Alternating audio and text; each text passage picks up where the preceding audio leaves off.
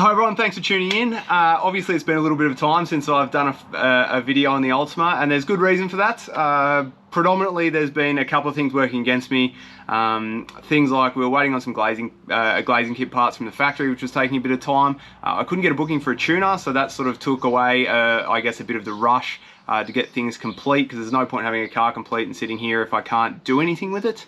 And the other thing is that I'm actually building a workshop so that I can hopefully get a lot better workspace so that I can start to build these cars in a more efficient and I guess more like a nicer manner. I've got a whole heap of workshop equipment turning up, stuff like CNC plasmas, lathes, these sorts of things, which is hopefully going to mean in the future that I can keep doing this, maybe even build some cars for other people who might lack the time or skills or tooling to do it themselves. So look, that's needless to say that there's been some other things that have been I guess a priority. I've been driving an excavator rather than working on the car, for example.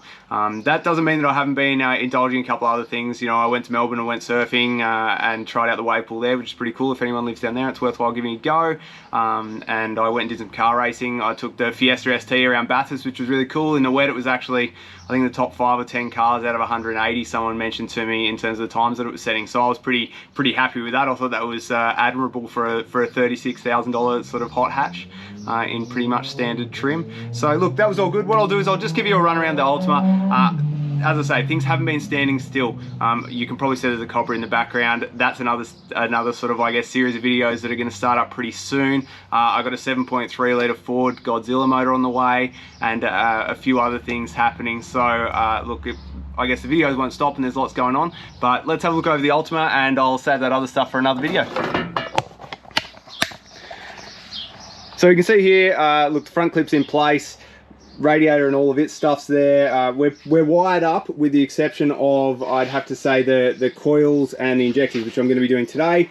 We've got the AIM dash installed. I've been running the infotainment system, which is a unit that sits over there. That's actually been pretty good. I've got my electric water pump controller. This ignition switch has been a bit problematic, but we'll turn this on and see so that all fires up, and it does so.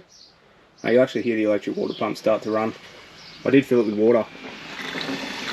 It is running there and pissing coolant out everywhere, so I'll turn that off right now. Predictable. That was good. Otherwise, we've got some coil brackets that I'm just fabricating up here. It's kind of just getting these coil brackets finished so that I can install the coils, and then I think the throttle body, throttle position sensor here, which is a Honda type, but I'm just adapting for use here rather than the GM type. I've just got to fabricate up a little bracket for that, and then that's done. These, I just use the same method that I've been using on some of the other brackets, just by using that clear sort of, I forget what it is, not perspex, but plastic type material that you can cut with scissors, form up and then fabricate. So that's actually been turning out pretty well. I've actually just got some fibre washers that I'm using between the block and this aluminium bracket to try and provide a bit of heat insulation. I'll show you on the other side. I've got a coil mounted up there. Otherwise, it all is pretty much in place as you'd expect. We've got the rear clip here with all of its insulation, which I think's turned out pretty nice. I'm pretty happy with that. Otherwise, the rear lighting's been quite good. It works. The front lighting, when I fired it up, doesn't seem to be working, so I've got to bell that out and sort of make sure I haven't made an error there. We can see there's a coil bracket there with a coil mounted up. I've got a couple of little carbon tube spacers that are going to help again, just try and keep a bit of heat out of the coil from the engine. I don't usually like having the ones that are mounted on the rocker covers there, just because I feel like heat into the coils or heat into any electrical component is usually not that good of an idea. It tends to increase you know, sort of resistance to any of the circuits and drive, I guess, failure down the track or anything like that. So look, that's all coming along nicely. Otherwise, we've got the interior in here, we've got all the carpet in here. I did have the other seat in here. I just pulled it so that I can adjust the shifter cables to make sure I'm happy with all that and how it goes. You can see electrically it becomes a bit of a mess.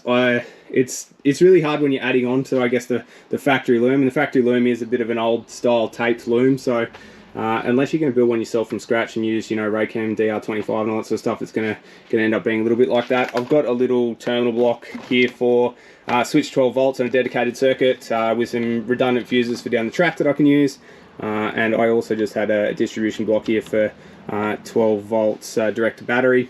Otherwise, you know, we've got the little valve here in the side pod that sits here to switch for the heater core. In that sense, you want to put this in this position where if it leaks a bit or or you know there's any sort of drainage issues there, that'll be able to just sort of dissipate here in the side pod and drain away. We do have to have a drainage point here for the condensate from your AC units. Otherwise, that's all pretty much there. You know, everything opens and closes. We've got the side pods here. I've still got to do the covers for this, but I'm not going to worry about that because of where my ECU is situated. I'll leave these off until after I've gone through and gotten the car tuned. That is something that's probably been a bit of a driver for this as well. You can't actually install the glass into these cars until you've got the center tub fitted and it's on the ground, just because of the style of body being fiberglass. If you don't do that, what you stand to do is either pop the glass, or you'll end up with body misalignment and be chasing your tail forever. So it's, as much as it's a bit annoying, I'd love to just finish the glazing, and I've been waiting on the parts. It's been one of those things, until I have the glazing components, there's been no point pushing on with trying to get the center tub put in.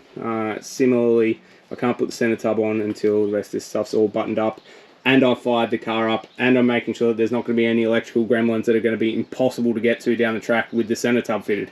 A lot of these guys who have built Ultimas in the past started doing removable dashes and access points and that sort of stuff. I'm going to do that more of the view that I'm not going to put those in now because I hope I don't need them. If I can get it all right now, I should, you know, get it all sorted right now. It should mean that I don't have to do that stuff. But I suppose if I need it in the future, what I might look to do is just try and cut a bit of an access panel here in the front. I will be with most of the body, and part of the reason the side pods aren't on right now is, which are ready to go, is I'll try and use riv nuts as best I can so I don't have to drill out a million rivets and get all that swarf into the chassis and that sort of stuff if I was ever going to need to pull that stuff off again. I think the side pod should be fine. The center section, you kind of almost need to make removable. So I know the factory rivet all along here and they rivet side pod in place. I'll actually just drill out a couple of those and just use riv nuts, maybe a reinforcement plate if that's necessary.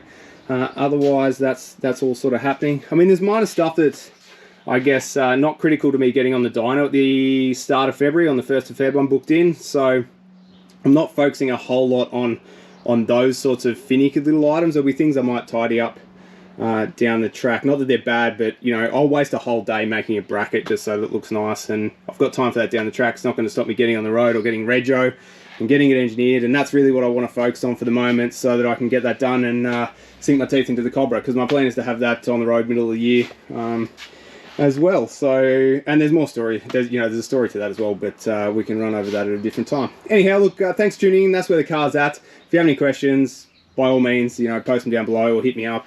I'll try and be as attentive as possible. The new workshop's actually coming along reasonably well, so hopefully we'll be into that before too long. It'll be a much better setup with, you know, it's literally, you know, 120 square meters, so I've got a lot of space there. And this hoist that the Cobra's on was actually meant to go in there, but that's another story. Yeah, anyway, thanks for watching.